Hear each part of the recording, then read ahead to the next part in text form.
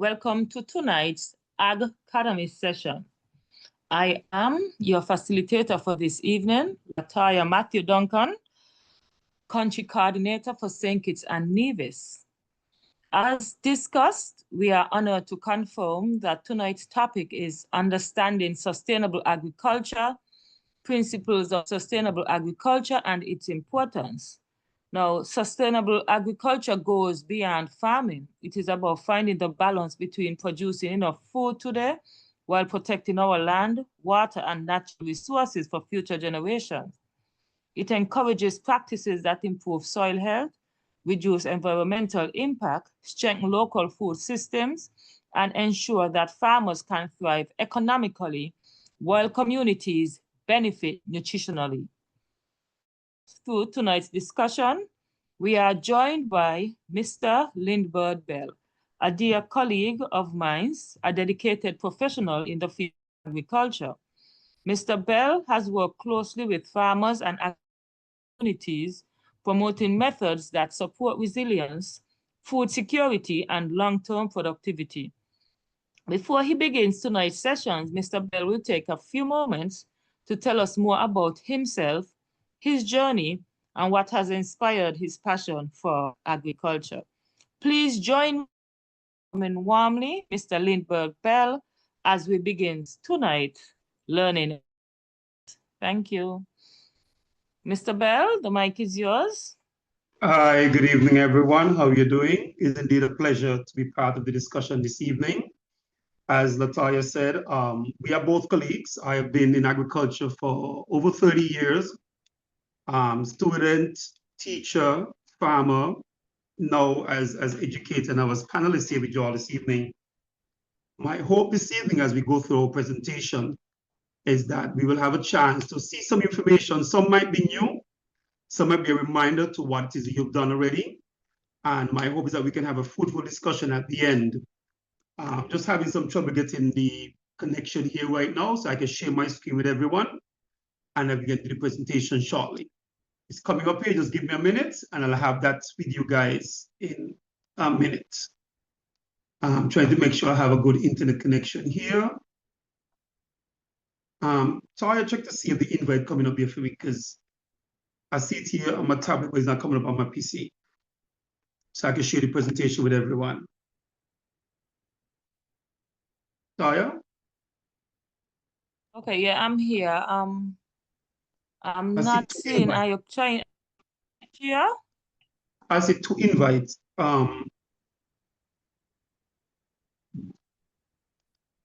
Okay. One that shows here with all the times in it. Okay, let me see if it allows me to join. No, but just try sharing your screen. Okay.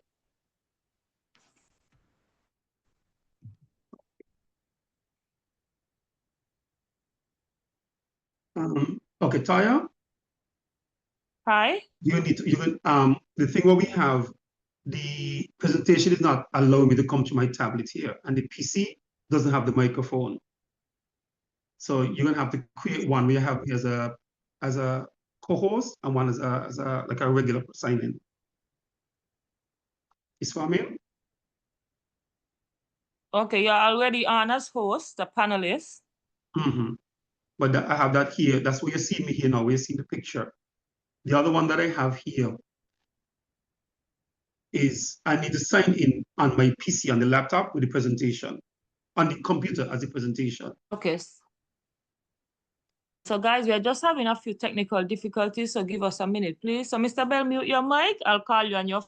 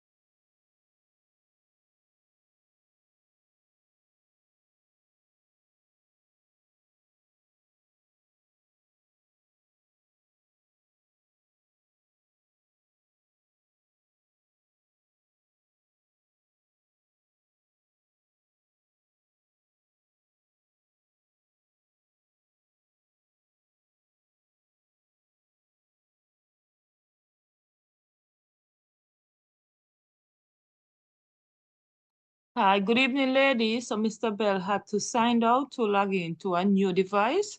So just give him a minute while he reconnect with us, please. Thank you so much for your patience.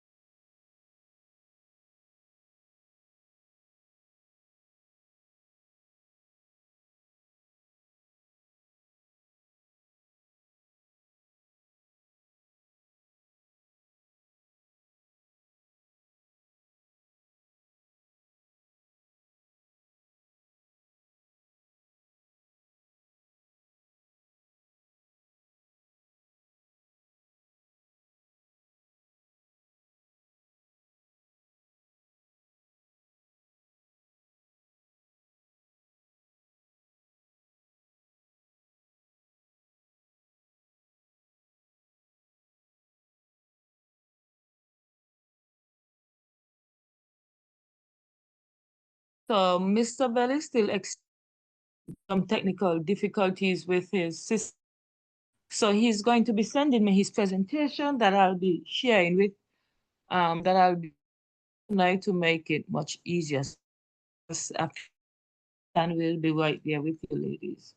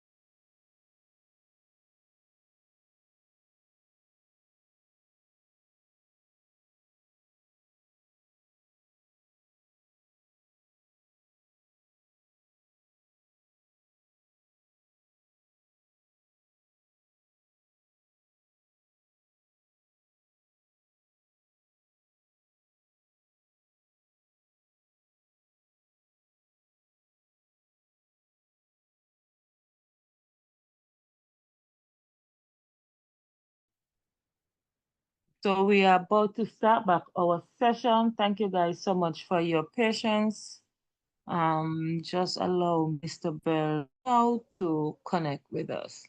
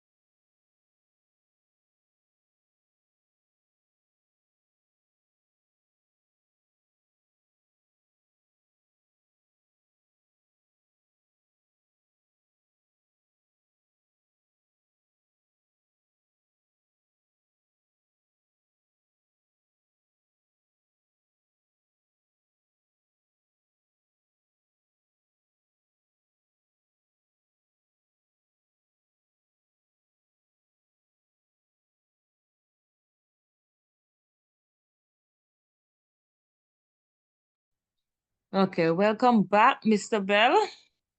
We sincerely apologize for the brief issue with the technical issues, but I'm so happy that we can get back and chat this evening, and we'll allow Mr. Bell to continue to tell you a little bit about himself while we go into the presentation. Thank you. Hi, good evening again. Let me apologize for the little technical difficulty and hiccups that we are having. The presentation is being sent, so we'll start that shortly. Just to kind of give some information about myself, as Toya mentioned, yes, I've been in the field of agriculture for around 30 years, about that. As I said, both as farmer, teacher, as educator, and now as facilitator. My field particularly is in terms of vegetable crop, more and some light livestock, but more in vegetable crop, particularly in the cucurbitaceae, which is like pumpkin, squash, eggplants, and so forth. A bit in terms of soil and soil conservation. I've done some training and some certification in that also, but more as we are seeing now with the challenges we're facing here with global warming in terms of soil and water conservation. I have been afforded the opportunity to travel extensively to Venezuela, Brazil, Mexico, and some Caribbean islands to expose myself to different types and challenges of agriculture that we would have seen within the Caribbean. Presently, I am the manager of the government school farm. This is a school farm where all of our senior high school students, being from 4th and 5th form, will come to complete their practical agriculture. And this is where the students would be the students would be active in terms of land preparation, the installation of irrigation material, and they also deal with the seedling production right through to the harvesting and marketing of the agricultural produce. Jointly on the school farm, we have poultry, both poultry for eggs, and we do broilers for meat. So we have that. So it is that does form part of what we are doing. As I said, some of what you will see in the presentation coming up shortly would be pictures that I've garnered from my experience outside of St. Kitts and Nevis, and some what I will explain to you will be going from that. So Toyo, when you're ready, let me know, and then we can start that presentation. You ready? Okay. 1 second, Mr. Bell. Okay. I do see quite a few participants here, and I'm hoping and encouraged that these are participants coming from our islands which are close to us, St. Lucia, St. Vincent, and so forth. I'm hoping also that we do have some persons here from St. Kitts and Nevis. So it is we can share that information with you guys. Hopefully sometime later on we'll be able to get some introductions from other persons, and we'll be able to know where you're seeing us from, and so we can field some questions from you also in terms of the presentation. Okay, Toya's going to be getting herself ready for us to start the presentation. And in the meantime, just a bit more information. We are now faced with the challenges, as Toya explained to you. The presentation we have today particularly deals with understanding sustainable agriculture and the challenges we are seeing here, and ensuring we are knowledgeable about the key principles and the importances of understanding sustainable agriculture. I don't think by any measure that this is something new that we are seeing in terms of sustainable agriculture. It is something that our terminology that we've been here bantering all around. So it is that something that I hope that we all take very serious, as we have only one planet, and it is that it's not getting any bigger. So we need to ensure that whatever we have, that we conserve as much and we protect as much so that we can use that for our future generation. I think a part of what Toya gave initially in terms of the definition, it is that this is somewhere where we see that the hope is that ultimately that we can ensure that sustainable agriculture is a comprehensive farming method. It's one that's accessible not only to the large farmers, to even to the simple backyard farmers that we do have in most of our region and most of our islands, and that they can do their small part in ensuring that we have sustainable agriculture and we practice sustainable agricultural techniques. That's what we are looking at. Okay? All right. So are you ready?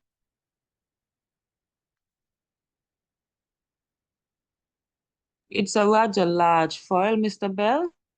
It's time Okay. downloading. So in the meantime, you can probably inside until it comes up on the screen. Thank you.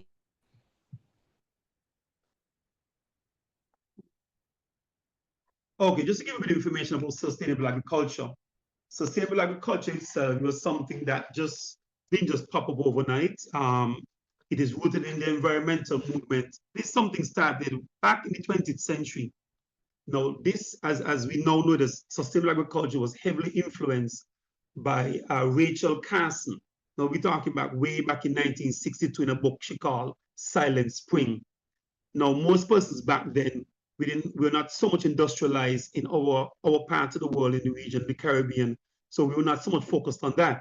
We're looking more now into this 1970s, where it is that the term sustainable agriculture is more popularized by pioneers like Wes Jackson and Robert Rodale. These are two gentlemen who, in the agricultural area, saw it necessary to create or to find ways that we could use the soil and use the water and the air that we have around us to ensure that future generations will have access to it and it will become not just usable, that is healthy for the future persons. Right around maybe around 87, the concept of sustainable development and more integrated agriculture came more to the global vision. So that's what we're looking at right now. Now we get to that aspect. So it is, as we are, particularly in the Caribbean, most of our small islands, St. Kitts and Nevis, Antigua, Barbuda, St. Lucia, we are limited in terms of the amount of soil that we have and the amount of land area we have allocated for agriculture. So we need to ensure that we use this land, or that we are able to reuse this land to the most efficient way possible, and ensuring that our future generations have access to that land. Even some countries, larger countries like Barbados, Jamaica, Guyana, Trinidad and Tobago, they too also do have programs of sustainable agriculture, and they do have methods that they do use also in terms of sustainable agriculture.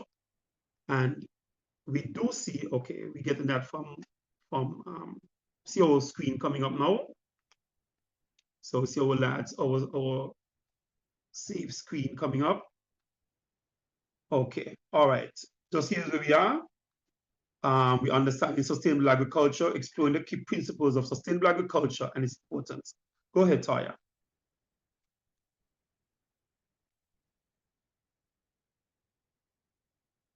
Okay, go ahead, Taya, go forward. Okay. Now, as Taya gave you all originally the definition we're looking at here, go back for me, Taya. Just back one.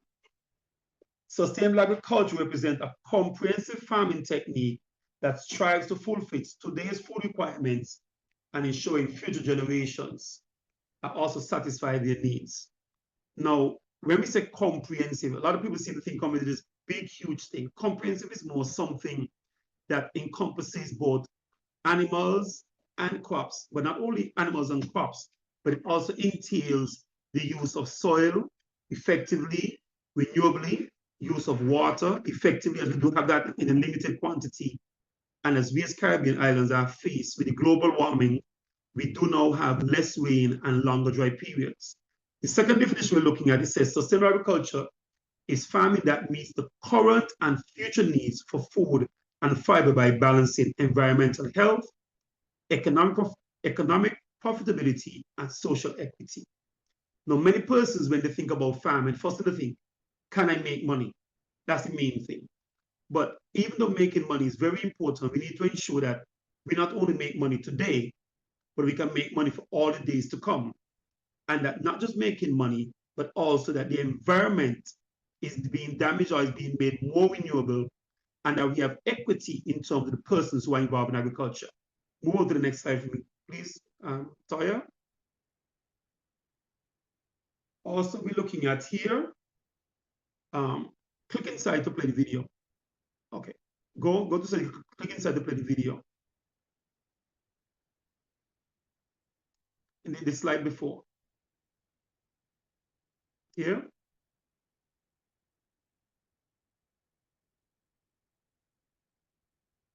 If it's not playing, we just go over to the other information. That's okay. All right, next slide. Now, when we're looking at sustainable agriculture, in particular, we're looking at some of the principles of sustainable agriculture. Now, these are some of what form the pillars that we have in sustainable agriculture. Follow to the next slide. Particularly, as we mentioned in the previous slide, in terms of the definition that we had. Go forward again.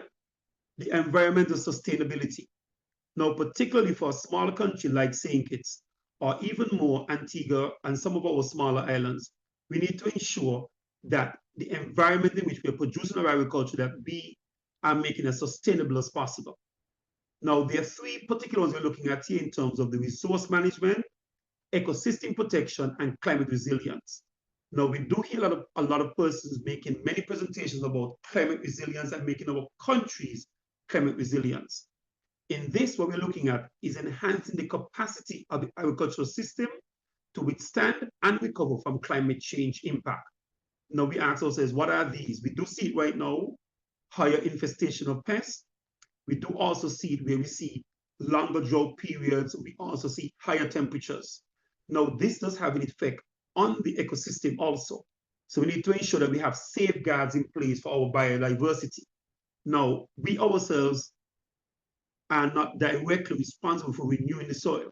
We're looking at the earthworms and small other insects that are in the soil that create their natural habitat in our soil. Now, these are the insects and these are the animals that are responsible for improving our ecosystem. Definitely also we need to ensure that we not only look at resourcing as it's showing or resource management, but we ensure that the water that we have, that we use that water as effectively and as efficiently as possible. Looking now, go ahead, Toy, to the next slide. As we consider the environmental aspect, we need to also consider the economic aspect of it. Now, that's the part that most persons would like to know. How much money can I make? Can I make money from it? Can I have a livelihood in farming? As we deal with productivity and efficiency, one thing we must always maintain that we cannot do this by ourselves. So we need to ensure that across the entire food chain, the productivity and the added value of what we do is always kept in mind. You may be a farmer who's producing maybe tomatoes, but you know that producing your tomatoes, the end product may be tomato paste. So you may look at how can you as a farmer have the best quality tomato, you can sell fresh, or you can sell to a secondary person who's making tomato paste. Or even you yourself may be able to make a small business where you can now look at more value-added products. You need to ensure also that in the economic viability of the sustainability of agriculture, that the livelihood of these farmers are kept in mind. This is one where we're showing that the farming practices are economically sustainable and that they are able to provide a solid income where the farmer can look after his family and so forth.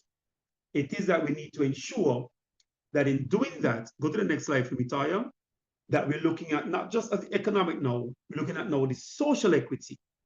As in many countries, we do see a lot of the farmers are now sometimes single parent household, and many times there are females in agriculture. So I'll go to the next slide for me. So it is that in terms of social equitable aspect of it, we look at improving the living conditions for farmers, farm workers, and rural and peri-urban communities. Now, the peri-urban communities, as many persons would say, we do see that now in some of our larger countries where we have persons who are doing, just pause it here, rooftop farming. So as we talk about peri-urban, you don't have to have 3 acres of land to be thinking about sustainability. You may be somebody who have an apartment and you yourself can do your own small little garden on your rooftop, on your windowsill, on your patio, where it is that you can plant crops in plastic bottles or in bags and so forth, that you can still do your own sort of farming. Looking also in terms of the social aspect, we need to ensure that persons who are working in this industry, that they do have fair labor practices, meaning that you have an honest day's work for honest day's pay, and the condition on which they're working is sustainable. You don't have anybody risking their lives in terms of not having the proper protective gear when they're applying fertilizer and the proper tools being used to make sure you have that. And most important in terms of our social equity is that all persons have access to food. We know access for food and the ending of hunger is one of our UN goals. So it is that we need to ensure that within the social equity that we have that. So you're going to the other one. Now, one of the ways that we mentioned that we have is crop rotation.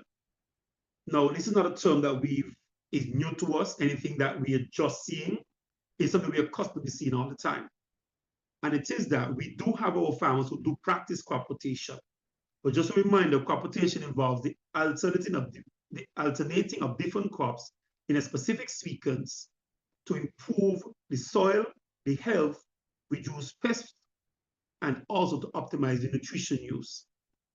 Now, for those of you in the country such as Dominica and St. Lucia that has a higher water, more rain than St. Kitts or even Antigua, ensuring that you maximize the nutrient use in your soil, crop rotation will be one of those particular activities going to help you with that.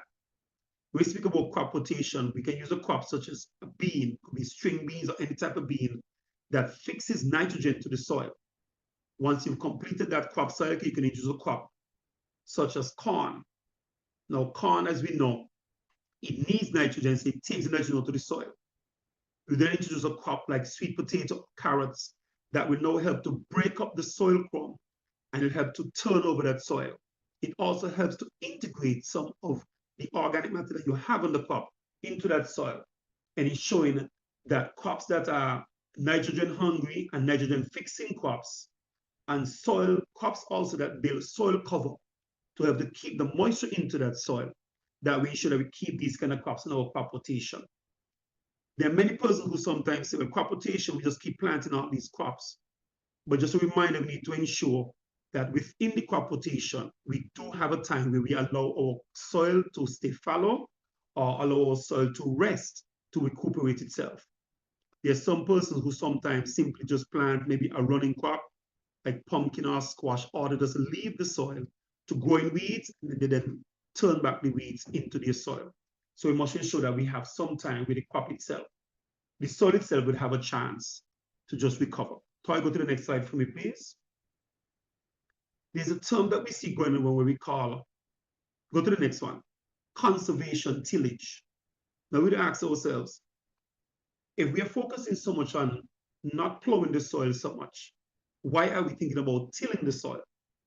Now, for anybody in farming who do farming, but it's on a small and large scale, and you look at now, yes, you can do that companion planting. That's very, very good. We'll discuss that afterwards. Your farm will look at planting your crops, and you're comparing plowing your soil with a tractor as opposed to just using maybe a simple digging fork or a hoe. The depth to which a tractor and a plow would go, and how the tractor's weight will compact the soil, even in plowing, and causing the soil come to be damaged, is a lot lessened by when using a digging fork or a smaller implement. Now, in terms of conservation tillage, this minimizes the disturbance of the soil, thus preserving the soil structure and texture, leading to better water retention and reducing soil erosion. So I go to the next slide for me, please. So it is that in this way, we ensure that we are still using the soil, but that we are protecting the soil all at the same time. Go to the next one, Taya. Go 2 slides, yes. Now, particularly in countries such as Jamaica, next one, and some of the larger islands, a lot of farmers now practice what we call regenerative agriculture. Now, this regenerative agriculture, as the term says, aims to restore degraded soils through practices that enhance soil health. Now, many times you will see soil that has been either leached, or soil has been washed from soil erosion, or soil has been overgrazed from using livestock. These practices are just finding ways of restoring that degraded soil. One way we can do that would be adding organic matter. Another we could use is allowing the soil to go fallow for 1 or 2 cycles, or even up to as far as a year, and then integrating that organic matter, that green vegetation, back into the soil. Now, in using more natural products, vegetation, organic matter, could be organic matter from your fowl pen, your rabbit pen, cattle dung, any one of those, what you're doing, introducing organic nutrient to the soil, thus enhancing the microbial activity in that soil, and so restoring this degraded soil. What you will also see is planting, as somebody just mentioned, the companion crops. As we spoke about in crop rotation, we have crops that who needs more nitrogen or needs more of a certain nutrient, and some other crops that need less. You plant those kind of crops in that soil. Presently, what most farmers do is simply leave the soil fallow and allow it to grow in weeds, and they would then integrate those weeds back into the soil. So I'll go to the next slide for me, please.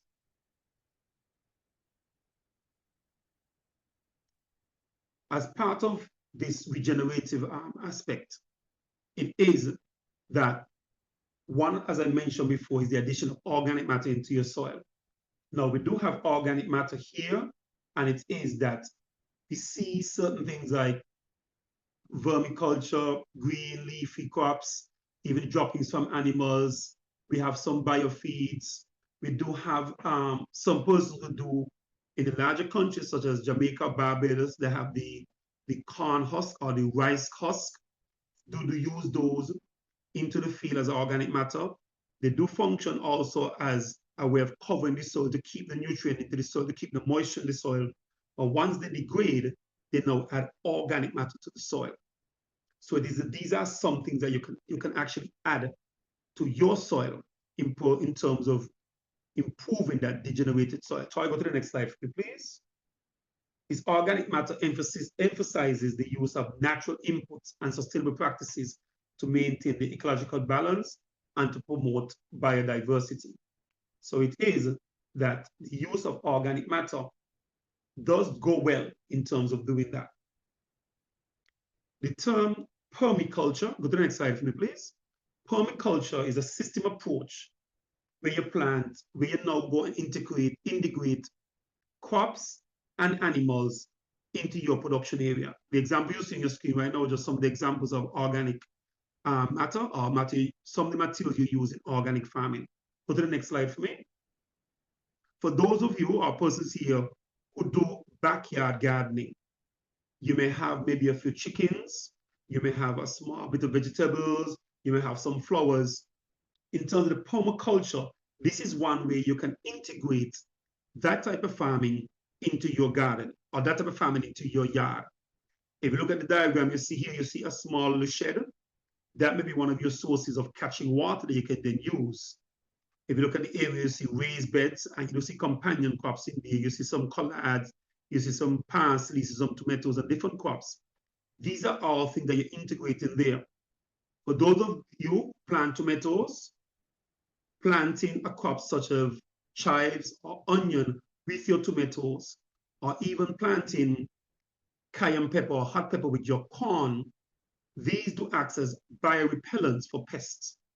The strong scent of your cayenne pepper would ward off the butterflies from laying eggs, which will turn into worms to eat your corn. And in the case of tomatoes, where you're planting onion or chives, as we call it, or scallions, the strong scent from these crops also would act as repellent. Now, as you know, the scallion and chives, these are shallow rooting crops. So these are not crops that are going to go deep down in the soil. So these are crops that you can integrate as part of your permaculture environment that you can use also in your own home. Go to the next slide for me, please, Taya. Now, we were speaking a lot about organic matter, speaking about using different ways of improving your soil and different ways of protecting your crop. Now, for persons who do have a larger area of production, one of the things that you need to ensure that you have a very effective integrated pest management system. What this does, it encourages or it combines various strategies to control or reduce the pest effect and also the reliance on pesticides and chemicals for your crops. As I mentioned before, the planting some type of companion crops, one that reduces the effect or has a strong odor that will repel pests, or even some crops that will form a barrier that covers the soil to keep it moist for another crop. This is one way you can do it. We look at also in terms of integrated pest management. Go to the next slide for me, Toya. You would see it's not only just about planting companion crops, but it's about you as the farmer ensuring that you identify information in terms of the type of pest, the type of crop you're doing, that you inspect your crop on a regular basis.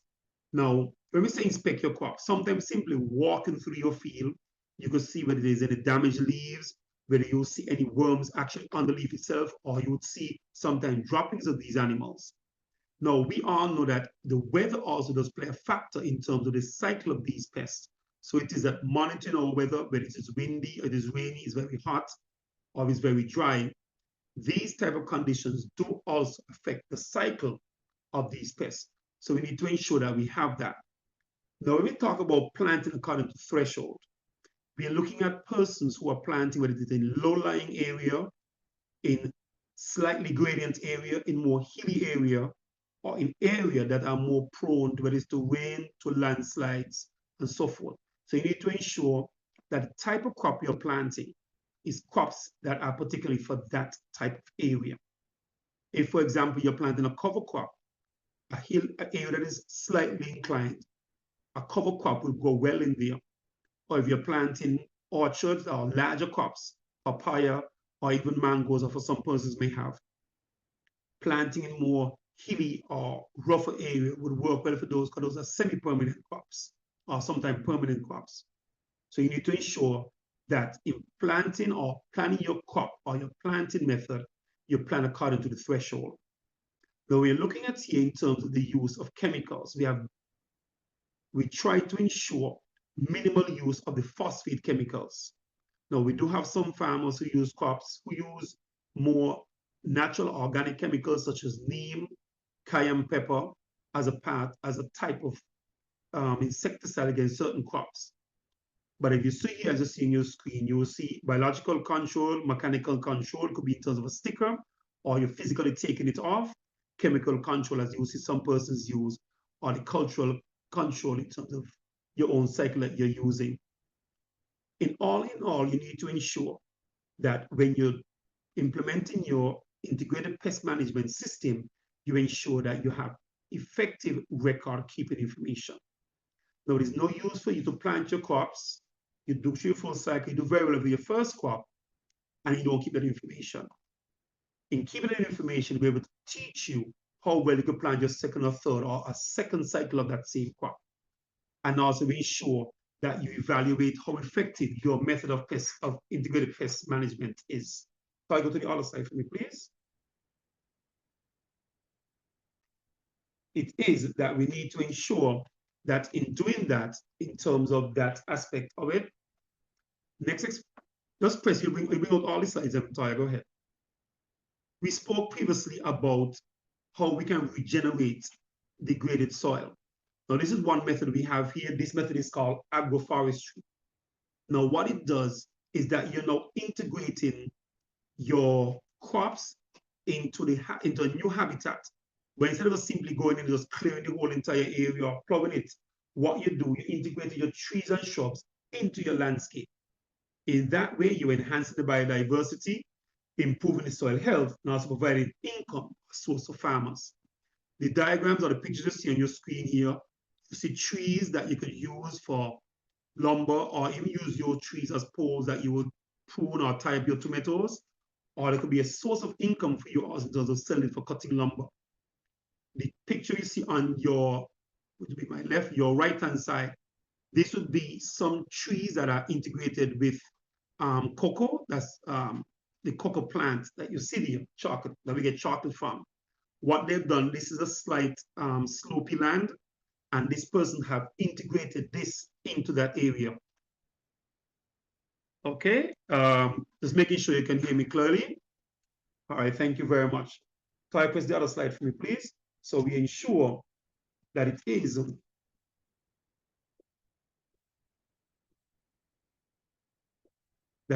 that we have that. Now, in terms of agroforestry, when we look at it in terms of the benefits of the agroforestry, we do have, one, the improvement of the biodiversity. Two, it can be a form of income for you as a farmer. Three, it reduces the effect that you have on the soil or on the area where we have. As we mentioned before, we were looking now at sloped area or inclined areas. The agroforestry are using this technique of agroforestry. It is that it helps us a lot in terms of where we're going forward. I want to pause here for a minute, and I do see some persons have sent some information here. Let me go into the Taya. There was somebody that posted some questions there. Taya? Yes, you have one question, and they are asking, can you do companion planting in crop rotation? Yes, you can do companion planting in crop rotation. Now, particularly, there's some persons who I've seen who planted corn and cucumbers together. Now we know corn, the timing for corn is a slightly longer than cucumber, but they use the corn stalk as a way of the cucumber trees just running up the corn stalk. We have persons who've done that. If you're looking at some things you're planting, as I mentioned, like the scallions, onions, and those who have a strong scent, you plant it in between your crops of tomatoes. You plant your cayenne pepper with corn. There's some persons who do plant string bean. We have the vine version of the string bean, who have that and not only fix nitrogen into the soil, but you can also plant that with a standing crop. Corn would be one of the excellent crop because of this, the sturdiness of the stalk. So we can have that. Okay? Anything else before we move forward? No, that's the only question. Anybody have any questions that they would like to ask before Mr. Bell move on? You could raise your hand and I'll unmute you. Feel free, also feel, okay, we have one hand raised.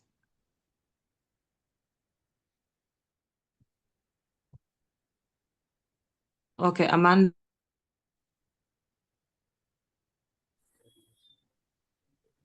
Good You may evening. yeah.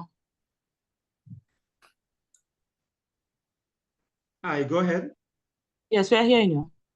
Okay, thank you so much. Good evening to all. My question would be, is there a difference between sustainable agriculture and regenerative agriculture? The regenerative agriculture focus a lot on what has already been damaged. How do you then basically bring that soil back alive? That's how persons would put a term for it. Because we do have soils that are sometimes overgrazed by persons who wear any kind of animals, cattle, sheep, goat, and so forth, where they don't have a proper rotation system in place, where they don't overgraze the soil. And thus, the animals basically eat all the vegetation. Once the vegetation is gone, heavy rain might cause that area to wash away, so the soil will be moving away. So with the soil moving, move the nutrients and the biodiversity in that soil. So the regenerative is a way of now bringing that back into that particular area. Sustainability is not just one particular thing. It is a number of activities or a number of things you must do to either keep, improve, or to maintain. Okay? Thank you very much. Thank you. Okay, I see something here that Okay. says, hold on. Somebody just posted something, Rhonda, somebody. Hi, does that Okay, answer your but question? in the chat we had Teresa Smith. Teresa Smith, Hi. hands up. So Teresa. You hear me? Good night. Good night. Yeah, you. Okay, well, I'm from St. Lucia. Okay, I'm new to this thing, so a lot of the questions I am a little, how would I say? I guess there's people that already do know agriculture, so the words they use and the thing, I'm not too acquainted with it. But what I want to say is, during the COVID, there was nothing for us really to do, so I did some, um, like backyard gardening. I planted all kinds of things, tomatoes and everything. The soil that was, we call it virgin soil. So I plow the land and I do whatever. And that was very, very beautiful. I'm telling you, it was healthy. But when I came for the second year from to do it again, it was not nice. So I'm trying to figure out what was wrong with the soil. And I'm trying to get somebody, all the farmers that I know, to come and check out the soil to tell me what was wrong with the soil, what is going on with the soil. And nobody came. So right now I'm trying to figure out, I'm listening and I'm interested in it, but to me, I would like somebody to come and tell me something about that particular soil, because the very first time we plant, oh, it was beautiful. Everything was very lovely. But the second year, the peppers was not doing nothing. And also I'm baffled, I'm listening and I'm trying to figure out, a lot of things, but I'm enjoying the class. So thank you for all those that have come before and give us the insight about the different things on agriculture. Okay, let me give you a bit about that. As you said, you were planting in virgin soil. This was soil that was there resting for quite a while. There was no For particular thousands of years. a lot of years, there was a particular crop that was taking any nutrient from that area. So it is that when through COVID, You planted the various crops. You might have planted different crops that would then take away different types of nutrient from that soil. The ideal would have been, as we mentioned before in one of the presentation, would have been to rotate crops in there, plant a different crop in the different areas, or even to now add back organic matter to that soil. Because remember, once you're planting, you're then going to be weeding, you're going to be taking some vegetation off from it. You'll be also removing nutrients, and you're actually breaking up the biodiversity in there because they're accustomed to not have any planting. You're also now introducing a new crop in there, and with that new crop would then come new pests. So that would be one of the factors you'll have inside there. So the addition of organic matter and the use of our rotation system in your soil, it would assist you in terms of that. Now, if this was land that is anyway maybe inclined, one factor would have been leaching also of nutrient from that area, from where you're planting maybe to a lower area. If it was land that is sloped, if it's land that is flat, it may be that the type of crops you plant, some might have been deep rooting, meaning that the roots go further down. Some might be more shallow rooting crops, shallow rooting like herbs, onions, and so forth. More deeper rooting crops would be more like these sweet peppers and so on. They're going a bit deeper than most of the other crops. So what you plant would definitely be a factor inside of that also. I saw somebody else. That is okay for you, Mr. Lucia? Yes. We have Thank a you. hand up, and then there is one more question from the chat, and then we'll mute question and answers until a little later in the presentation. Selena Morgan Gooden, you may unmute yourself and ask your question, please. Okay, good afternoon. I'm from the Grandine Island of Bequia. What I would like to know, besides pet manure and compost, what other things can be used to introduce more earthworms and other biodiversities to the soil to improve the soil? Two of the main ones that you just called, those are the main ones. I'm not sure if you have much information about vermiculture. Vermiculture is actually production of the earthworms. There are some persons who do introduce that straight into their soil. There are some persons who use more vegetative in terms of grass, something as simple as the coconut branch vegetation, green vegetation, any green vegetation that you could turn back in, or even using some of your own. Sorry? What we call mulching? That's what you're talking about? Mulching. Yes, like mulching. You have that. Now remember, the insects you have in the soil and the insects you have on the trees, they're two totally different insects in terms of their ecosystem. So you can't exactly put any insects from the trees and they'll go in the soil and just burrow down there. No, it would not work. They would not live down there. There's some persons, what they do introduce, some persons use baking soda on it, or some people use brown sugar. Basically what they do, they're feeding ants. So the ants will then go and burrow around more inside there. So they have that. Introducing the organic matter also in terms of green vegetation, they do that also. It functions in two parts. One, it covers the soil to keep in moisture. And once it starts to decompose, it then adds nitrogen to the soil. Okay, thank you very much. Okay. Thank you. So we'll now take one more question from the chat, and then we'll move along with the presentation. So in the chat question, can you mix organic manure with fertilizer? It is not recommended that you do. What most persons need to be very aware of is that what we call the phosphorus fertilizers, NPK, ammonium sulfate, and so forth. These are chemicals that are what we call fast releasing, meaning that once they go into the soil and they come in touch with water or moisture and start breaking down, they are absorbed into the plant much quicker than the organic matter. Organic matter more builds up the structure of the soil and the structure of the plant. So if it is that you're a farmer and you're planting tomatoes, for example, you're not going to plant tomato today. give them organic matter tomorrow or a week after and expect to see the effect of the organic matter at that point in time. What would be the better suggestion would be for you to apply the organic matter to the soil prior to your planting so it starts breaking down. So by the time you put your crop in there, your crop can then absorb a less complex form of that organic matter. The NPK and all those other phosphorus chemicals is then more as a dressing. You use that. If there's a deficiency in one of your plants, you will apply any particular version of the NPK. And if it is nitrogen, you put in a higher nitrogen, more phosphorus, or if you want more for fruiting or for flowering, you put in the appropriate chemical for that. But it's not suggested for you to do or to integrate both of them inside there. Okay? All right, thank you very much. We'll now continue with the presentation, Mr. Bell. Okay, go on to the next slide.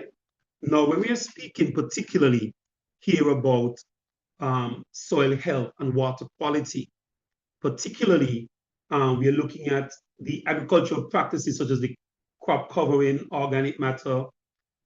These help to significantly reduce soil erosion. Now, we're looking at soil erosion, as you know, once we lose that top 6 to 8 inches of soil, that is where the bulk of the biodiversity in terms of the soil is. That is where a lot of the nutrients that our plants need is. So when we lose that, we are then looking at a reduction in terms of the amount of produce that our crops would bear. We're looking at a reduction in terms of the quality of the foods that we're going to have. So it is that in ensuring that we maintain or we conserve that would lead to a healthier land and improve water retention. Now, these methods definitely prioritize maintenance of soil integrity. When we speak about soil integrity, we're talking about a healthy soil, a soil that is high in nutrient, a soil that can maintain vegetation for our animals and also to improve the rooting system for our crops so we can have healthy crop production, which this is very, very vital in terms of the long-term agriculture productivity and our environmental stability. Now, there's some persons who still, go to the next slide for me, please. We look at the sustainability aspect of it, but they're still very much present in terms of the conventional impact or the negative impact of conventional farming. We're looking at that in terms of the conventional farming. We see high levels of soil erosion, water pollution due to chemical runoff. Now, for those of us who plant in land that are slightly sloped, you need to ensure that when you're applying whatever type of chemical, phosphorus chemical, there, you're not only applying chemical to the crops that is on that slightly sloped area, but when that chemical goes into the plant or into the soil, it then leaches down in the lower area. So you may realize the crops on the hillside are going well, but you realize down the lower lands, they're not as productive. And because the chemicals that you've used have leached down to those. Or it may be that the nutrients that are in that hillside area has now leached down. So the opposite happens, where the crops on the hillside are not doing well, but in the low areas are growing well. So you find that you need to ensure that you keep that balance. One of the questions somebody asked some time ago about applying the NPK and the organic matter. The organic matter in the hillside helps to improve soil structure and the soil texture. And in doing so, it helps that soil to retain more moisture inside of it. The negative impacts of the conventional farming says this method disrupts the soil nutrients, ecosystems, and poses long-time risk to the viability and diversity of our farms. Go to the next slide for me, please, Taya. Go to 2 slides. Go to. Now, when we are speaking about sustainable agriculture, it is important for us to understand, and as we mentioned before, the economic benefits of sustainable agriculture. Now, nobody wants to go into business just to work and not have any way of looking after themselves. So it is, go to the next one, sustainable agriculture enhances profitability for the farmer by lowering input costs. Now, all the things that we mentioned previously in terms of the crop rotation, the integrated pest management, the use of our mulch, the managing of our water, and so forth. All of these are costs that a farmer would bear when he looks at sustainable agriculture. It lowers input costs, improve access to the market. When we talk about improved access to the market, we not only mean that he has a place where he can sell his produce today, but a place where he's going to be able to sell the produce for all the other tomorrows that are to come. That is what we are looking at. It also increases the resilience to market fluctuations. Now, a farmer who has his crop where he knows that he's producing a quality product, he's producing that efficiently on a regular basis, the effects of the fluctuation of market in terms of price and quantity would not affect him greatly because the farmer has this amount of produce come to the market all the time. And for those of you who go to the supermarket, you would like to know consistently, I can go to the market and there's always tomatoes and peppers for me. Not that there's peppers today and then tomorrow there's a scarcity. In sustainable agriculture also, it plays an important role in stimulating local economies through job creation. Now, for any persons in agriculture, we know that the person who plants the crop is not the only person who works in agriculture. Somebody has to transport those vegetables, somebody has to wash, somebody has to package them, somebody has to put labels on them. But even so, we have persons also who use this raw material to make them into other products. So we have those auxiliary services, such as jams and jellies you may get from some mangoes or some other fruits, tomato paste that we get from tomato, corn, soup or syrup, or even the animals that we rear, that we use the animals themselves in terms of meats to make meals. So it is that they do help to create new jobs and auxiliary jobs. It also promotes sustainable livelihood and supports many community development initiatives. Now, one thing that brings persons together is agriculture. Because there's some persons say, well, I really don't want my hands dirty, so I'm only going to deal with the selling. Okay, then you can be the salesperson, or I may be the one who's going to clean and prepare. Go to the next slide for me, please. So you have persons who, at various stages of planting the crop and when the crop is consumed, who themselves can either create jobs or they themselves create business opportunity for themselves within that area. Now, if you look at the aspect here, you will see persons here, you will see a vendor, you see the salesperson also. So you may be on either side, or you may not be in either of these sides, but you may be the person who's actually over on the other side, who's actually producing these crops for them to get to this job market here. So that's what you're looking at. Now, go to the other slide for me, please. Go 2 slides down. We look at also in terms of the sustainable agriculture. Now, we look at meeting our global needs. It's addressing the growing demand for food, not just food, but also for fiber. Now, we speak about fiber. Go to the next one. Fiber, we look at things like cotton, jute, and those kind of materials that we need, be it to build beds, desks, tables, or even simple the clothes that we wear, the cotton that we need for those. So it addresses also the use and the meeting of these global needs.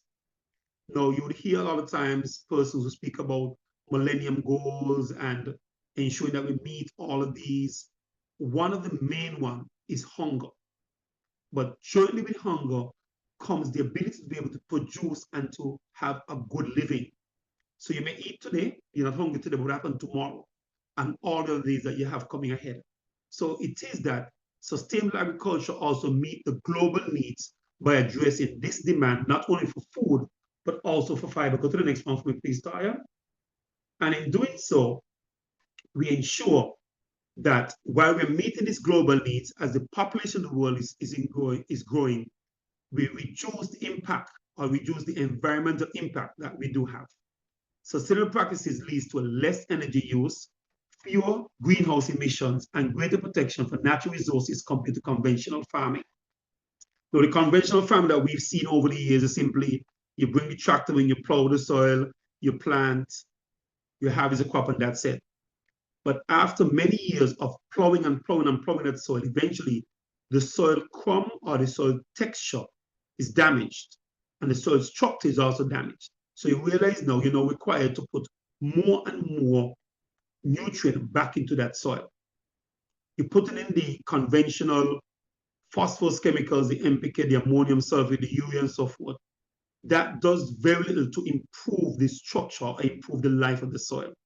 When we now use our more natural resources, our more natural protection methods, such as crop rotation, cover cropping, agroforestry, as we mentioned before, all of these jointly together improve the soil.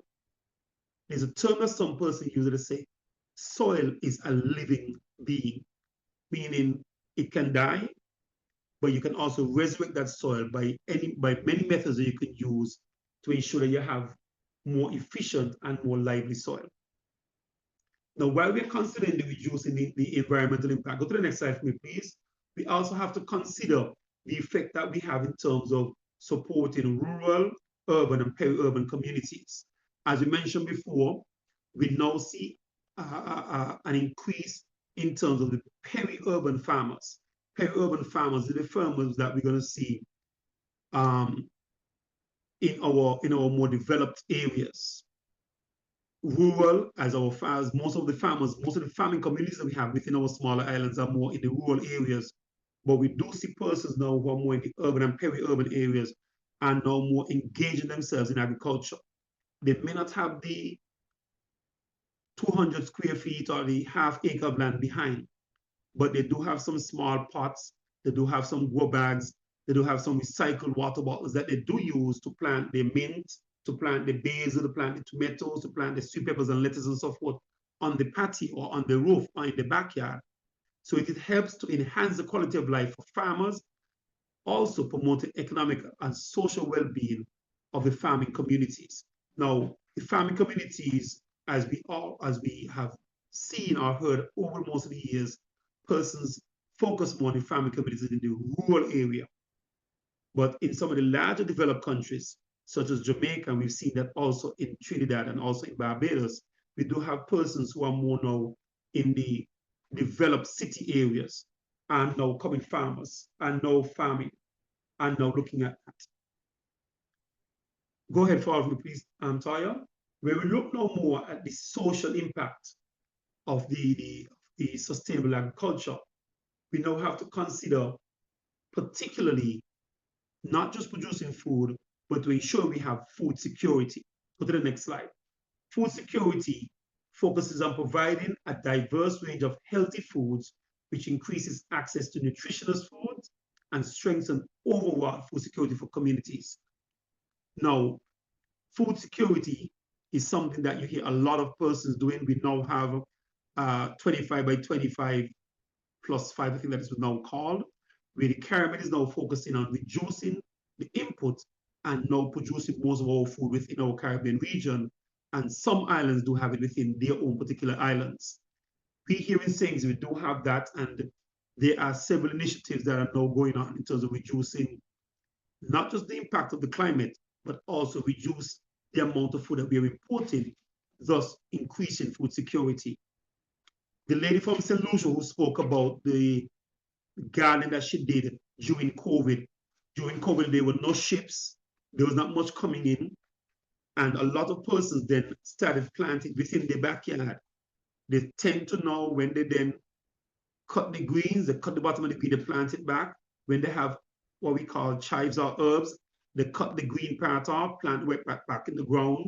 So they now became more conscious that they need to be able to secure or ensure that they have food security. Jointly along with food security, we need to ensure that we have economic stability and employment. Now, economic stability, as we mentioned before, is to ensure that you're employed and you're able to provide for your family. Environmental friendly farming often requires more labor. Now, for those of us who do farming, you know, I can just take some insecticide and just spray across and all the pests will be gone.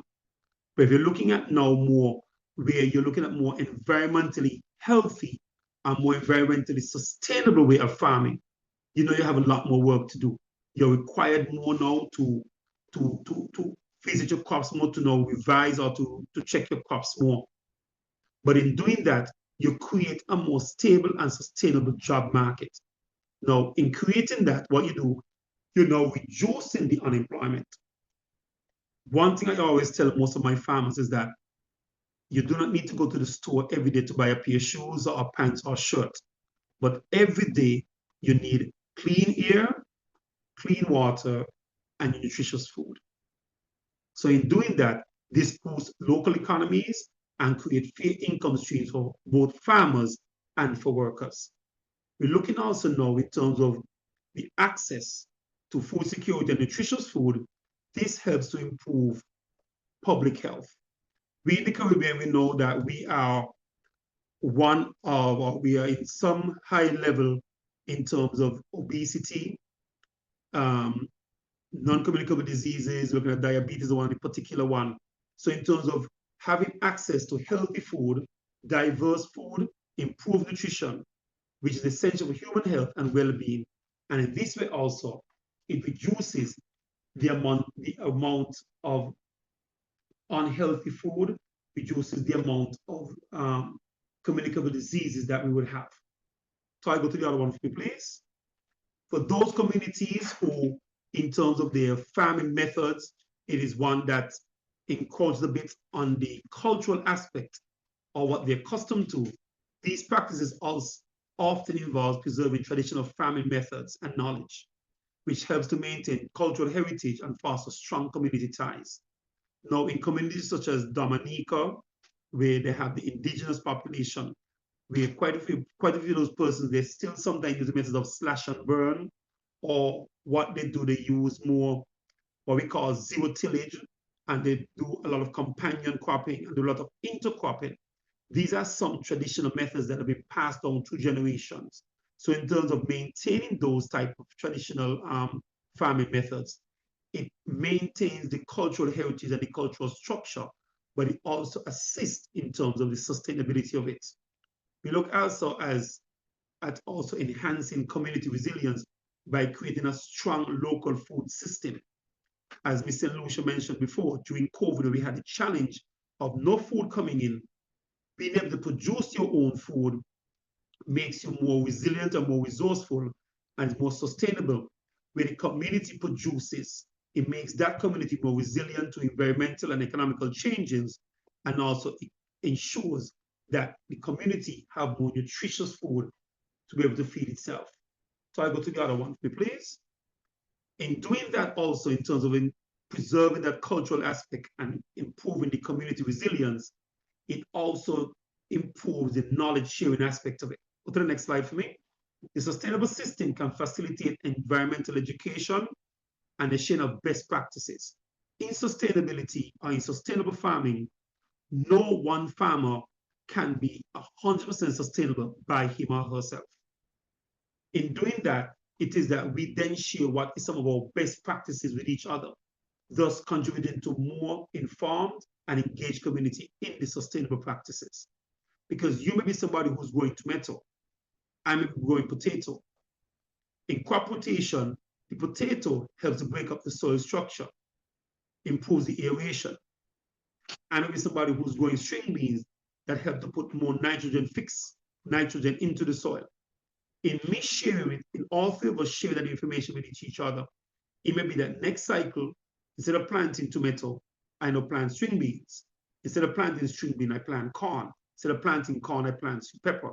Instead of planting sweet pepper, I plant now sweet potato or carrots or turnips. Now, my best practices that I would have gotten at that point in time and shared information will help to educate farmers and to improve the productivity of our soil. We look at social equity and empowerment. In particular, we're speaking about gender equality and the supporting of women and female farmers.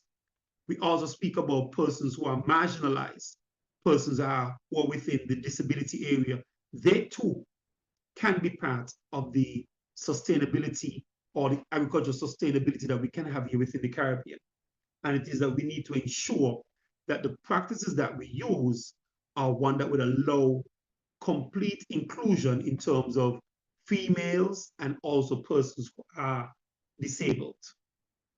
In particular, looking at enhancing food security, sustainable agriculture plays a critical role in ensuring food security by fostering local farming systems and by prioritizing access to healthy foods, and thus reduce the nutritional disparity that we now see in terms of our farmers and our healthy being. Go to the next one for me, please, Toya. We look at the fostering of community engagement. It is that sustainable agriculture also promotes practices that involve local communities using sustainable agricultural practices, bringing cohesion in the community, and it helps to build a sense of ownership and responsibility towards these practices. Go to the next slide, Toya.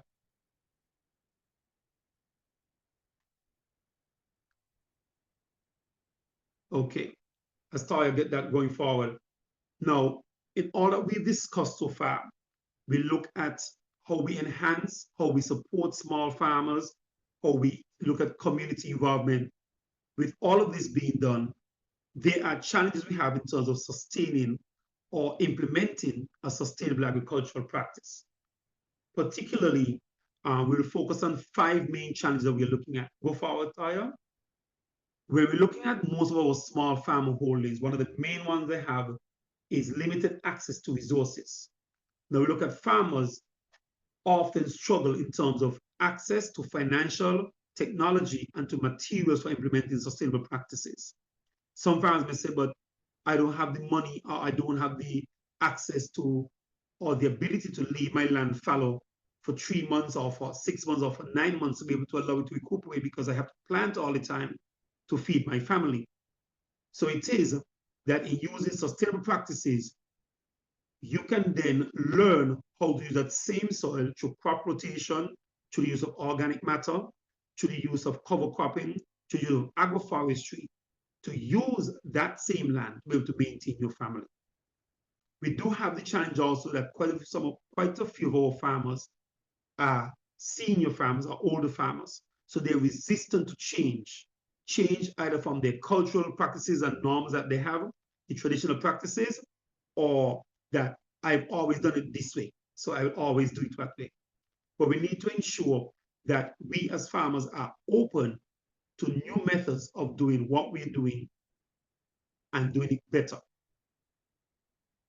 We do have some farmers also who do not have access to training in terms of implementing more sustainable agricultural techniques, and thus this hinders the adopting some of the more efficient and more effective policies or more efficient and effective ways of implementing these sustainable techniques. Go to the next slide for me, please.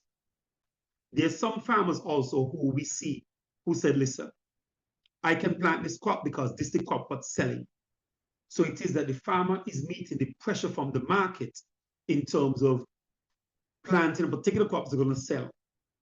But in planting that one crop in that same area over a number of years, you are then depleting that soil. You are then breaking up or sometimes eliminating the biodiversity in that soil that will allow your crops to produce a large quantity over a long period of time. So it is that you need to ensure that the effect of the market pressure, not only in terms of producing that crop, but forcing you to go back to the more conventional way of farming. That method, we need to discourage that to ensure that we have more sustainable and more productive methods, alternatives being used. We do have some farmers also who do have are affected by policy frameworks. Policy frameworks could be where the land that is more fertile is then used no more for housing and for other businesses, and they are forced now to go more up into the mountainous areas, in the sloping areas, or areas that are more prone to landslides and leaching of nutrients. We do have some policy frameworks. So it is that these are some of the challenges that farmers too also, that they have that. Go to the next slide for me, please. Now, in many Latin American countries, agriculture is one of the main source of income for a lot of these larger countries. Just think about countries like Colombia, Venezuela, Brazil, a great deal in Mexico, and Mexico who's a large exporter to the United States of strawberries, tomatoes. We have Costa Rica in terms of exporting bananas. We do have most of the Latin American countries. Most of these countries have already implemented agroecological practices such as intercropping, agroforestry, and in doing this have demonstrated or they have seen significant increase in terms of the crop yield and improvement in terms of the crop and the soil health and the diversity. What this does, it allows the sustainable use of natural resources while ensuring that food security and local communities are allowed to develop or thrive, or they can be more economically viable in terms of being able to produce food for themselves. This, in terms of what it does offer an alternative to the challenges of conventional farming. This method often results in soil degradation, increasing pesticide use. It does have a negative effect on the biodiversity. This conventional method, as we see, as much as you have gains from it, you do have short-term gains that ultimately compromises the long-term viability of the land, the ecosystem, and thus would affect the sustainability of your production, the sustainability of your soil, and the sustainability of your crops. So I'll go 2 slides down for you, please. Now, we've gone over quite a lot of information, and I hope there's a lot of questions in there that we're going to have. So we're looking at now some essential takeaways and actions for sustainable agriculture. First, go ahead, Toy, go to the next one. We look at promoting environmental health. Now, when we're talking about environmental health, we're not only speaking about having a clean house around you, no. We're speaking about doing or enhancing the environmental health through contributing to clean air, clean water, healthy soil, which benefits all life forms, meaning it benefits us in terms of nutritious food and nutritional meats and meat products that we get, but it also benefits the insects and the biodiversity in the soil that supports our animals and our crops. It also speaks about, through the promotion of environmental health, go to the next slide for me, please, that it creates what we call economic resilience. This economic resilience, it means that investing in sustainable practices leading to long-term economic benefits for farmers, for communities, and thus fostering economical resilience and stability. Now, many of our small farmers may say to themselves, oh, I'm only a small farmer, I only have maybe a half an acre planting. But if all of our small farmers plant the small half acre with different crops, it means that we will have a consistent supply of food, making us more sustainable, making us ensure that we have better food security, and thus reducing the amount of food that we're importing. It also, what it does, it ensures that we meet the nutritional requirements that we have, be it in our own home, or in our communities, or in our countries, and ensures also food security for the generations to come. Go to the next slide, please. Ensuring food security, the sustainable agriculture helps to ensure food for future generations by maintaining healthy ecosystems and diversity. We ensure that we have that. And in doing so, I will wrap up my presentation by saying food security, nutritional food, access to food, access to the diversity that the soil produces for us is one of the most important things for us to have or to ensure that we have part of. I will close my presentation with a quotation from Alan Savoy. He was a Zimbabwean biologist, and he was also an ecological farmer. He said, ultimately, the only wealth that can sustain any community, economy, or nation is derived from the photosynthetic process. We know photosynthesis is the process by which plants make food, and they support our life by giving us oxygen, and by growing green plants in regenerated soil. I want to say thank you very much for your attention, and I turn over to Toya, where we can now have a brief discussion in terms of question and answer sessions. Okay, Toya, back to you. Very much, Mr. Bell. That was it. Very much. So now we are going to question in the chat, and for persons who might ask questions also, you may raise your hand. I'll be glad to unmute you. Okay, so Mr. Bell, how long is the soil for crop rotation? I mix dry grass and soil, so do I still need to wet the soil? Sorry, can you repeat that question again for me, please? Should one rest the soil after crop rotation? I mix and manure with the soil. So do I still need to rest the soil? It is best suggested that you do. If you have a soil, let's say a soil, most of our crops are in between 50 to 90 days, which is basically 3 months, in between 2 months to 3 months. 12 months in a year, you plant 3 crops. You rest in the soil, even though you're adding organic matter to the soil, what you're doing, you're allowing the biodiversity in the soil to then multiply. Once they're multiplying, they're then droppings, they're then aerating the soil. So that helps to improve the soil texture, soil structure. If it is you are able to allow for that particular area to rest for that period of time, it is recommended or is best, one of the best practices to allow it to go fallow and to rest, even though you are adding the organic matter, be it animal droppings or if you're adding vegetative matter to that soil. It's best to do that. Thank you. So we'll now move to the question. Can trees or crops planted, and are there any effects if it's too close? For example, small yard, and you plant the trees close to each other, can the affect the growth of the trees or plants? Yes, they can. Let's look at an orchard, for example. If you're planting orchard trees, mango trees, any kind of fruit tree too close, once they go down, they're going to be competing for the same nutrients. So that's one of the factor. If you do have the trees planted where they are shaded areas, you're limited in terms of the type of crops that you can plant in that area. There are some crops that thrive in a shaded area, more like your parsley, your celery, they do very well in a shaded area.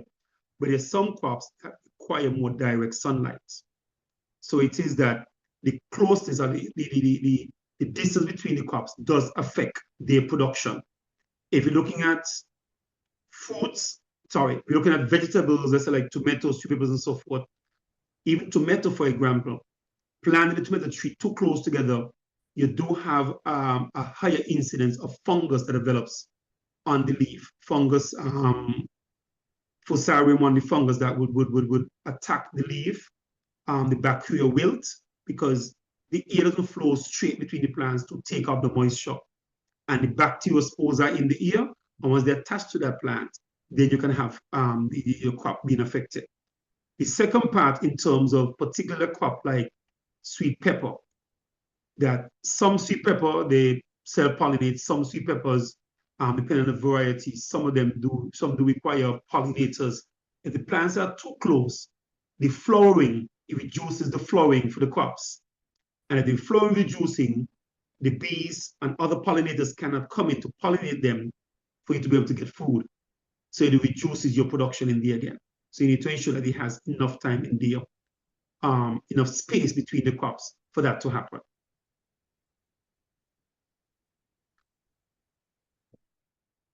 Okay, go ahead. Now, okay, one more question. Yeah, I'm going to take one more question from in the chat, then I'm going to move to those individuals who have their hands up, then I'll go back. While Mr. Bell is answering this question, I'll launch the poll. Kindly would be launched, and so kindly pay attention and complete the poll, please. This question I'm going to ask the chat is, should bamboo be allowed to grow as agroforestry? Should bamboo be allowed to grow as a part of the agroforestry? That's the question. Yes. Bamboo is a permanent crop. It can be an aggressive growing crop.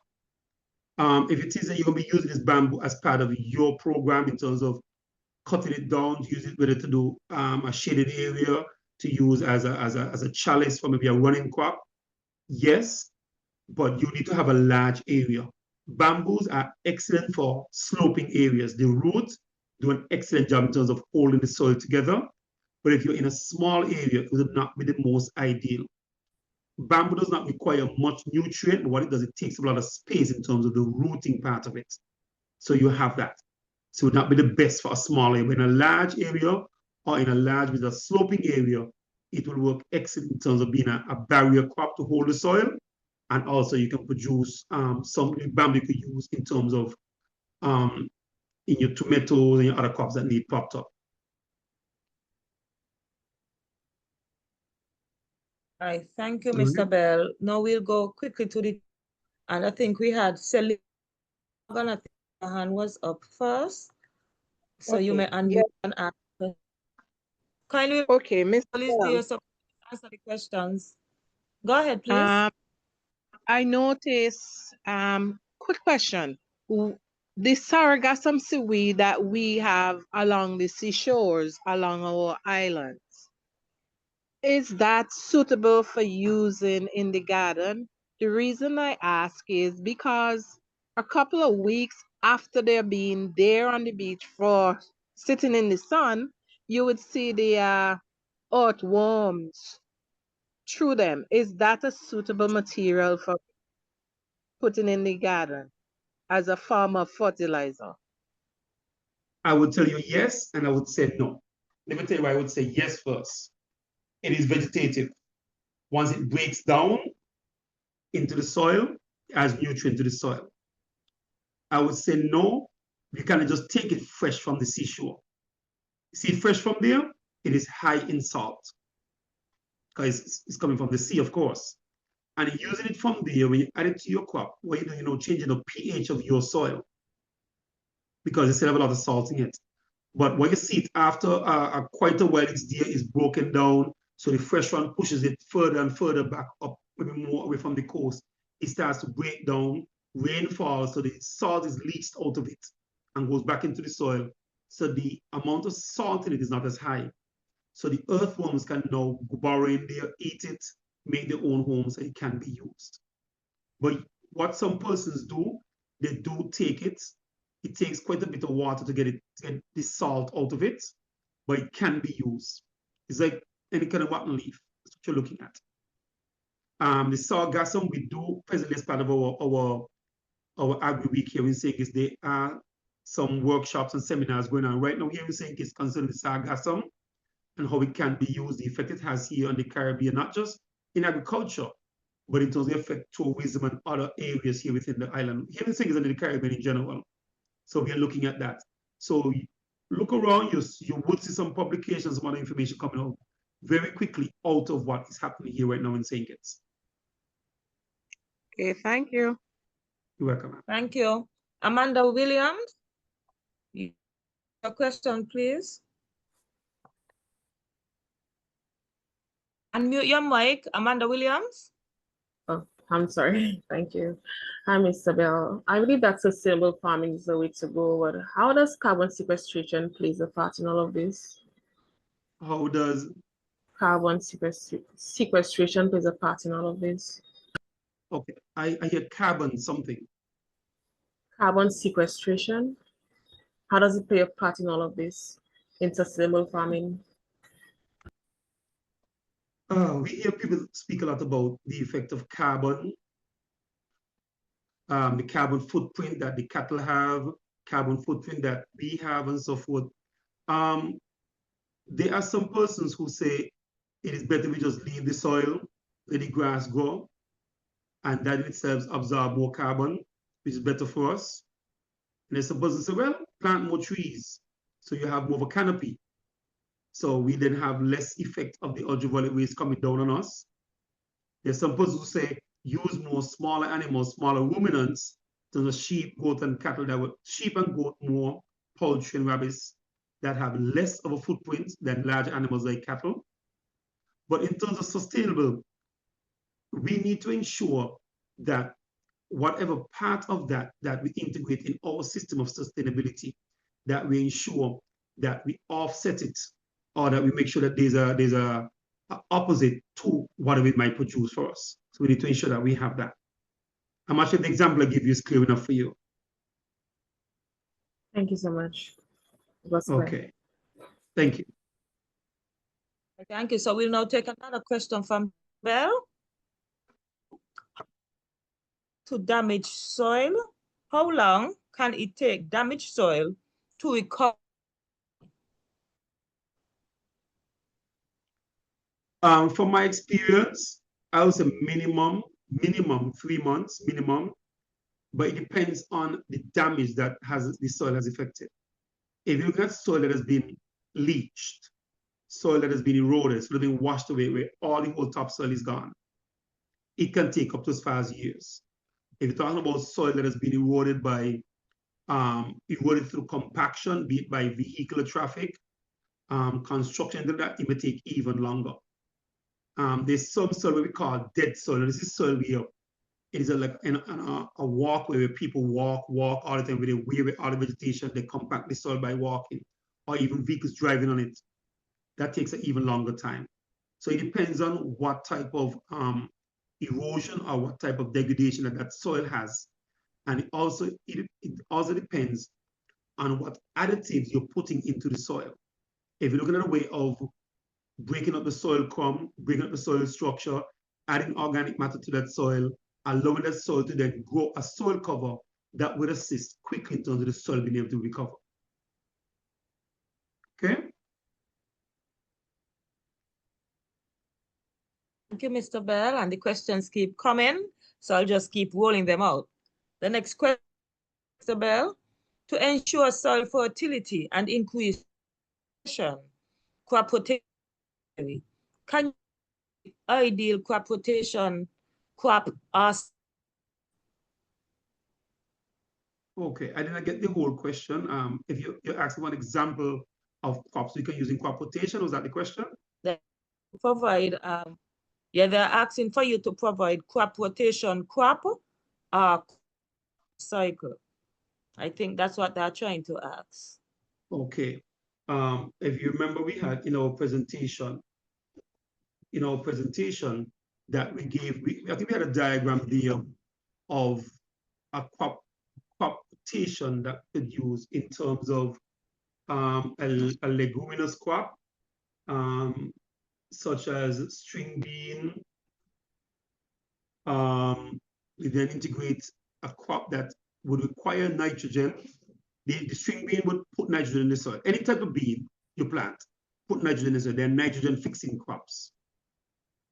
You then integrate a crop that would require nitrogen. Lettuce, any kind of leafy crop takes nitrogen from the soil. They're looking at a crop such as carrots, sweet potato, turnips, crop that grow in the soil that you require to break up that soil to take the crop out. Now, in the breaking up of that soil, you're actually increasing the soil aeration, and you're actually increasing the microbial activity, and you're increasing also the biodiversity in that soil when you're breaking it up. And you're looking at now, integrating now, a crop that may be a cover crop. Cover crop may be like pumpkin, watermelon, squash, any crops that run on the ground that will now help. They're now shallow rooting crops, meaning they do not go down deep enough to get all the nutrient from there, but they would now also cover the crop to maintain the soil. And once they're growing, the leaves are dropping from these crops also rot and form organic matter in the soil. So you can look at anything in the bean family, any type of bean, string bean, kidney bean, or those kind of beans.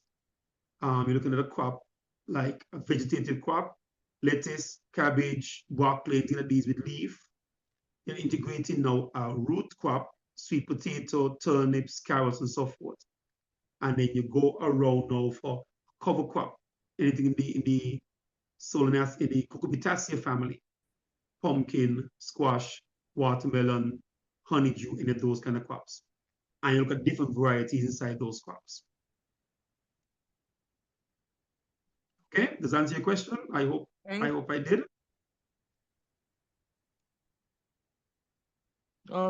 Question. Thank you.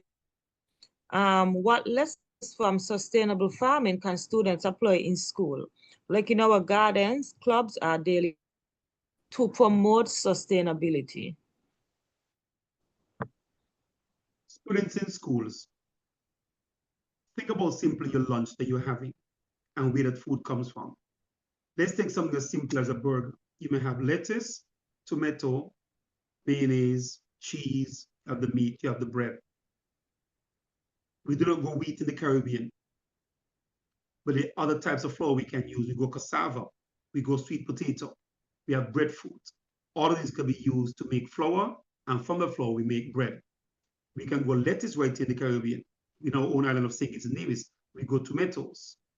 You may decide, okay, I would like to have some cheese, but we have cows here that we get the milk from that we can make our own butter, make our own cheese. So students can see their role in sustainable agriculture, not only in what they consume as part of the simple lunch, but in terms of what they do. We have those juices that we drink.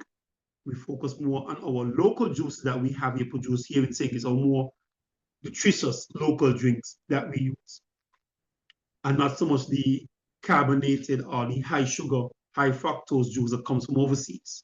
Again, that is a small area, a small way of contributing to sustainability here in St. Kitts or within our small islands. We may look at now more in terms of the products that we use. We focus a lot on buying a lot of the stuff that are imported, but it is, we do have within the Caribbean, or within the Caribbean region, products that we can import here from within the Caribbean instead of importing them from outside. Now you're importing that product, you may say, but I'm buying it. Yes, but you buying it, the money you spend on that product, it then goes to some other country and they will then buy something from us. So you keep that money going, you have jobs creation during that part, and you have the economical sustainability, not just of your own small country, your own small community, but of the Caribbean overall. So students themselves can have an impact, and they can be more visible in terms of agricultural sustainability by what they consume, what they produce, what they recycle. Plastic bottles, we could use them again to plant small crops, whether it's in school gardens or even at home. So they can have their part in it. I thank my student that is very much for the question. Okay, I'm now going to ask a question from in the general. If you have been burning stuff in a particular area for years, what effects will it have on the soil? Notice my it will kill the soil. It will kill the soil. First, you're burning. As much as the fact that in your burning, you're now generating ash, which is high in nitrogen, the heat in that particular area, they're going to be killing all the biodiversity in that soil. And even if it is you add all the ash to that soil, the heat in there, the insects are not going to be there. It's going to take a while for that to come back. Eventually, the soil is going to become compacted, meaning there are no earthworms, no ants, no other insects burrowing around in that soil to increase or to improve the aeration of the soil. And once the aeration is reduced, the soil becomes compacted. And when the soil becomes compacted, the roots can no longer penetrate that soil to have access to the nutrient, or even access to the water in that area. That's one of the things that would definitely have for that area. All right, thank you, Mr. Bell. And again, I have. Let me see. Sustainability includes generational agriculture. This person is just sharing something with us. Of older farmers discourage the youth from entering agriculture when agriculture needs the youth so life can go on. I think I had to share that one. That is correct. It's very, we need that continuity. And that is sustainability in agriculture also. The younger persons coming in with new ideas, new techniques, and the new energy. As we go older, we are less able to move around and as brisk. We can work a smaller area. The younger persons coming in, they're bringing in new ideas and new technologies. So it is that we can see how well we can get those younger persons in. Okay, we have two persons with their hands up. Aneska Brown, Keynes, unmute yourself and you can ask Mr. Bell.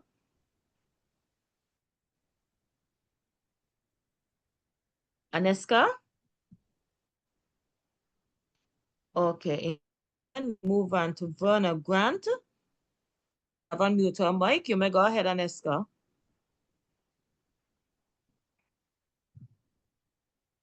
Hello. Okay, we'll now move on. Aneska, start out yourself. Please unmute your mic and ask your question.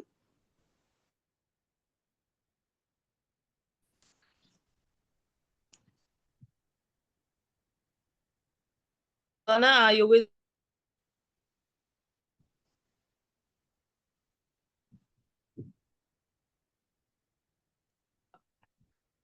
You can unmute your mic and ask your question. I see your hand is up.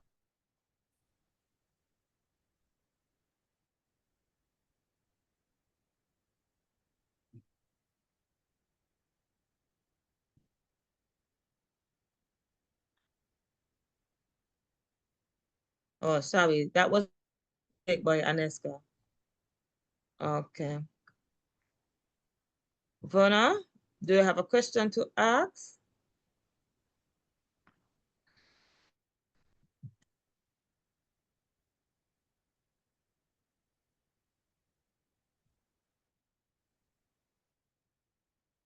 Okay. Any more questions or any comments before we close? Yes, please. Mr. Bell. All right, go ahead. My question is, what would you suggest for the best farming practice? Organic farming or the synthetic fertilizer combined in the soil?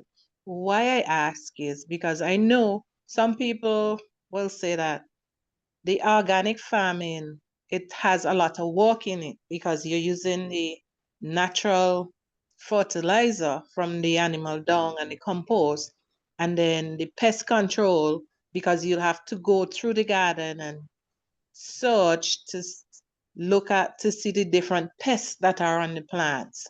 What advice would you give to a young person that is getting into farming, whether it be farming with the synthetic fertilizer or with the organic fertilizer?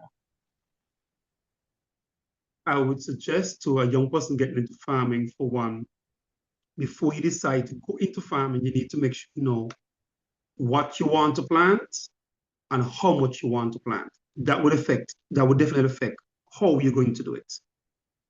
Now, just think about your plants in the backyard, 100 square feet. Look at that. You're planting maybe a dozen to 15 plants of 6 or 7 different crops. I would suggest in that area, your soil, when you're preparing your area to plant, integrate more organic matter into that area. If it's a virgin area, easier. If it's not, and something has been used before, you incorporate organic matter in it. You then try to ensure you're you use neem, cayenne pepper more as your insecticide than anything else. And also you plant more companion crops in that area. Now, the soil you may be planting may be deficient in some type of nutrient. As it happens sometimes, some other plant might have been there that is a vine crop or some weed that would take nutrient out.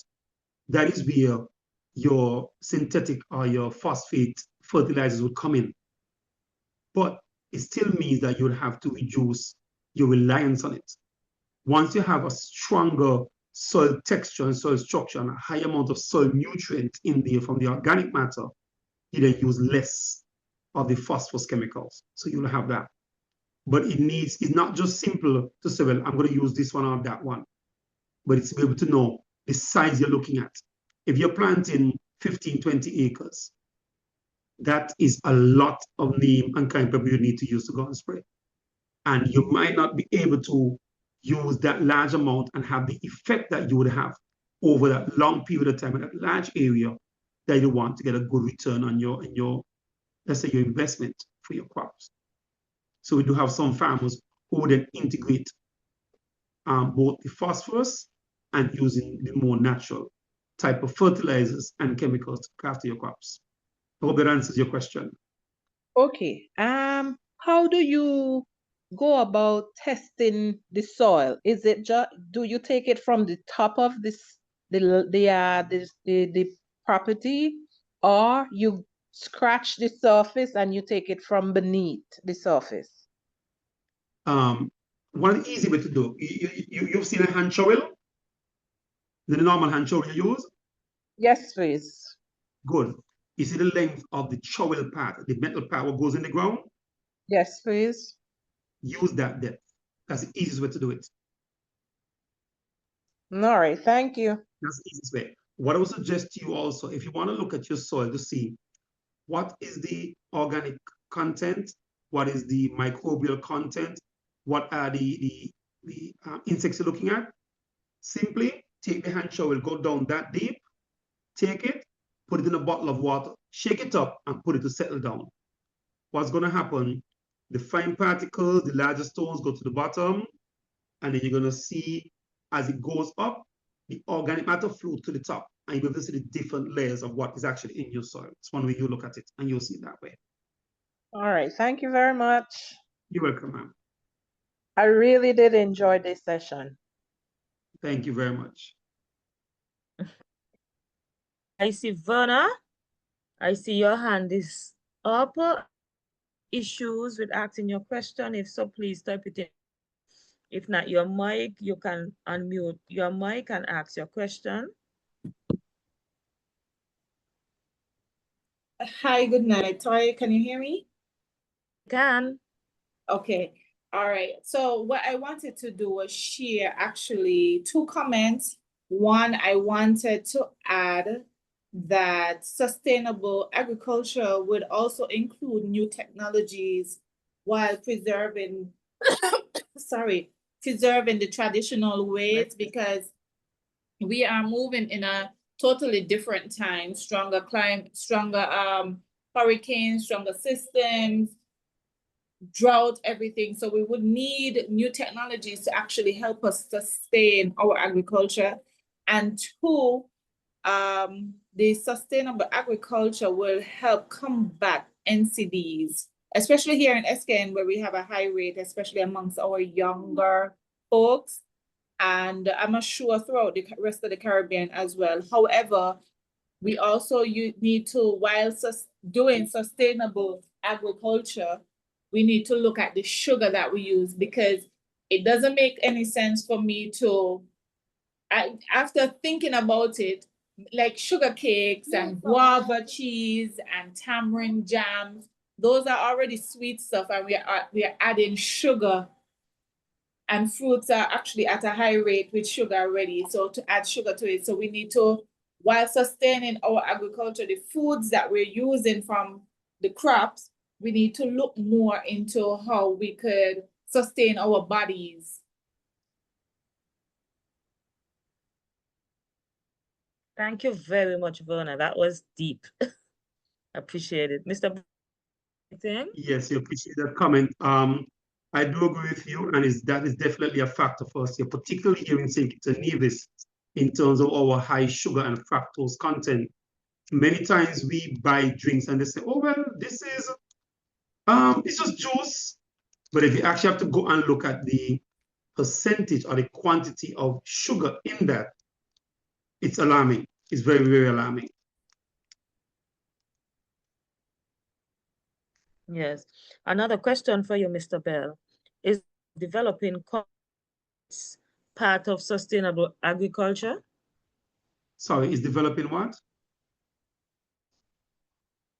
Is the practice of developing pits part of sustainable agriculture? Okay, you're breaking up. I hear part of agriculture is the developing of something. They were asking practice of doing compost pits. Yes. Those are considered part of sustainable.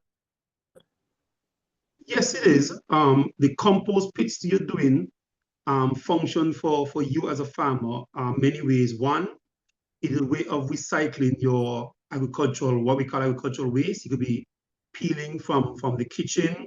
It could be crop residue after you harvested, or it may be droppings from your animals or from your cleaning your animal pen. In doing that, the pit you're putting it in, once it breaks down, that is compost you're using. The second part, while you're composting it in the hole, the microbial activity in there, and the bacterial activity and the biodiversity creating inside there, it is excellent for your crops. You then have nutrient fertilizer you can use. and you're also improving the amount of nutrient in your soil area. So it's definitely a part of sustainable agriculture. Thank you. Another one. And regenerate agriculture, please. Sorry? Can you go over regenerative agriculture, please? Okay, when we're speaking about regenerative agriculture, what we are looking at is using not just crops or planting a particular crop in a soil area. It's not just only about doing that. What you're actually looking at is finding methods or ways of growing crops in that area that help to improve the nutrient and improve the life of that crop area. For example, let's use a hillside. We might have had a hillside that the vegetation was removed and you've had some landslides. Now you want to be able to plant in a hillside. There are some types of crops that will grow in an area that does not require a lot of nutrients. There's some type of cactus that you grow that you can have that. Or you may say, listen, okay, what I'm going to do, I'm going to plant a cover crop that will help to cover that soil area. And in that cover crop covering the area, once it starts to decompose after you harvest the crop, you leave the remain or the residue of that crop in the area. So you're creating a mulch on that area, you're adding organic matter to that area. In adding the organic matter, you're then encouraging ants, earthworms, and other insects to now return or to now go back and to repopulate that area. You're also keeping or reducing the loss of moisture from that area by using your cover crop in that area. In looking at that also, you may decide you want to plant, maybe as one of the recommendations somebody made, bamboo. Bamboo is a crop on a hillside area, helps to hold the soil together. And in holding the soil together, it keeps nutrients in it. Bamboo is a shaded crop. It grows tall and it opens like a canopy. So it reduces the direct impact of the sunlight to drain the moisture of the soil. So you'll have one like that also. So the regenerative agriculture is not only about just simply growing a crop or being able to renew the soil that is in that area, but it also deals, it is an integrated activity or practices that you can use to enhance the soil health itself. So you can look at that. Before we close, one more question and then we'll close. The question is from the question is, what's the best way to plow or work your land if you're planting vegetables? To plow your land? What is the best way? I think it's plow. It's supposed plow it. I'll work your in provisions. If you're vegetables. Okay, I didn't get that clearly. I think they meant to ask about the plowing. Prepare your land, plant for vegetables. How to prepare your land? There is no one way to prepare your land. Land preparation depends on your soil type, depends on the soil structure, the topography of your land. These are some of the three of the main factors that you have in terms of land preparation. If you're preparing land that is slight incline, you need to ensure your terracing will be the better way to prepare your land, which is plowing across the land. If you're looking at sand that is more, it's high in nitrogen, but it's more on the sandy side, you need not to plow too deep because once it dries out, the wind is going to blow it away. If you're looking at soil that is more clay or more, is higher clay content, you need to ensure that you have a finer tilt because once the soil compacts, then become hard again. So there are different methods. What you need to do is an assessment of your soil type and also the topography of your soil and use that to determine how or what method you use in terms of your land preparation. I see a question here, somebody asked, what happens when the soil is tilted? what are some of the negative feedbacks from tilling the soil? You with me, Toya? You with me? Yes, I'm here. Yeah, I saw one of the questions here that asks, what happened when the soil is tilled? What are some of the negative feedbacks? Tilling the soil, again, it depends on your soil type and depends on what you're going to plant. If you're planting a more deeper rooting crop, you need to ensure that it is to the depth that would allow your plant to grow sturdy. And if it is you're looking at more shallow crop, as I say, in terms of shallots, onions, and so forth, if you plow the soil too deep, you'll be putting the organic matter down too deep, so your crop won't be able to get to it. So it depends on what crop you're using. That will determine what method you're going to use in terms of your land preparation and your tilling.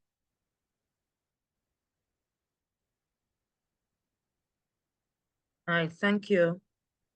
So we want to thank you so much, Mr. Bell, for such an engaging and insightful session and sustainable experience. A few technical difficulties along the way. At the start, it was an valuable knowledge and practical guidance. I think tonight we definitely gained a deep of how sustainable practices are not only vital for protecting our environment, but essential for strengthening food security in farmer their community, which you mentioned, and I was so impressed with that.